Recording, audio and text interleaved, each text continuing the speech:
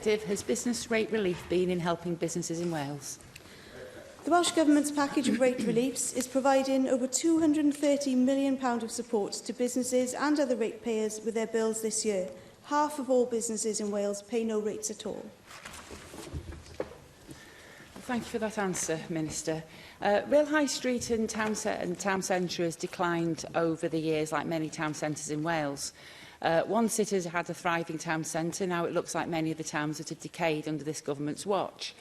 Shop owners are losing out to out-of-town retail parks that offer free and convenient parking, and outlets that have more than likely been offered a discount on rent or their business rates to tempt them away from the town and into the park.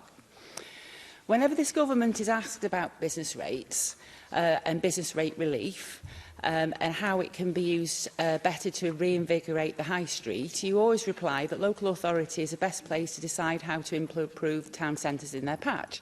That may be so, but they're not doing it. Isn't it now time for the Welsh Government to show leadership on this issue and show local authorities how they can save the town centres and preserve them, particularly for those small and medium-sized retailers that are based in the town centres and are likely to lead to job creation in thriving high streets?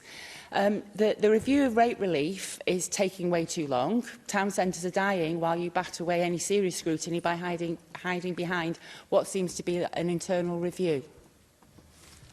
Well, I don't think it's fair to say that whenever asked about this issue, I say it's for local authorities, because, of course, we have Wales-wide schemes which are administered and there is no discretion to some of these schemes. So, for example, small business rates relief, that's a permanent small business rates relief scheme in Wales, providing over £120 million of relief this year. It's fully funded by Welsh Government, as opposed to across the border, where you'll find businesses subsidising other businesses, and more than 70,000 ratepayers across Wales receive assistance, and as I say, half of them pay nothing at all, and that compares to a third of those in England.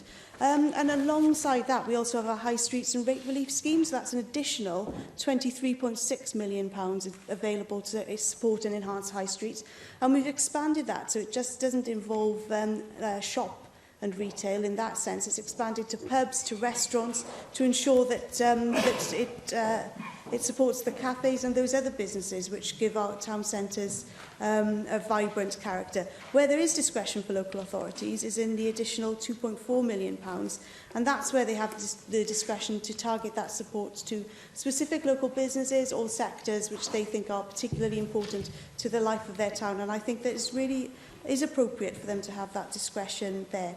Of course, rate reliefs themselves aren't going to be the panacea for all of the problems facing high streets, and that's why we have things like our high streets our loans for high streets, which is an extremely popular scheme, and that's revitalising high streets. We've got our town centre regeneration work which is going on across Wales as well. So there are many things that we are doing to revitalise our high streets, but I don't think any of us underestimate the challenge of that. Susie Davis.